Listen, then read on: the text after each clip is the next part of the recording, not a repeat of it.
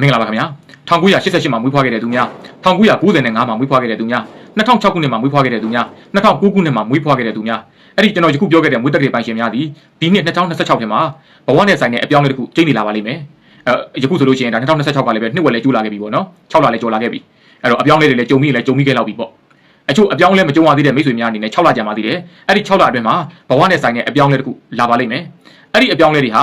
ကောင်းသောပြောင်းလဲခြင်းတွေဖြစ်ဖို့လိုပါတယ်အဲ့တော့အပြောင်းလဲဆိုတာဥပမာတစ်ခုမိမိကအပြိုလူပြိုကနေပြီးတော့မှအိမ်အောင်ကျသွားတယ်ပေါ့နော်အိမ်အောင်တွေဖြစ်သွားတယ်ဒါလည်းဘဝနဲ့ဆိုင်တဲ့အပြောင်းလဲပဲပေါ့နော်ဒီဝန်ထမ်းလုပ်ကနေပြီးတော့မှထွက်ပြီးတော့ပြင်ပ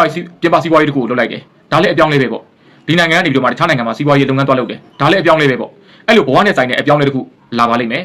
အဲ့ဒီအပြောင်းလဲတွေဟာကောင်းသောပြောင်းလဲခြင်းတွေဖြစ်ဖို့ရာမိမိတို့အနေနဲ့ယခုချိန်ကနေစပြီးတော့ကိုကောင်းစွာတိဆောက်ပါလူကျင့်ဝတ်လူစည်းမျဉ်းစည်းကမ်းတွေကိုလေးစားလိုက်တာတန်ဖိုးထားပါအဲ့တော့မိမိကိုကောင်းစွာတိဆောက်ပြီးတော့ကောင်းသောပြောင်းလဲခြင်းတွေဖြစ်လာပါလိမ့်မယ်ဒါကြောင့်မလို့မိတ်ဆွေတို့အနေနဲ့အပြောင်းလဲကြုံရမယ်ဆိုတဲ့အကြောင်းကိုလာရောက်ပြီးတော့ပြောပြပေးခြင်းဖြစ်ပါတယ်ခင်ဗျာ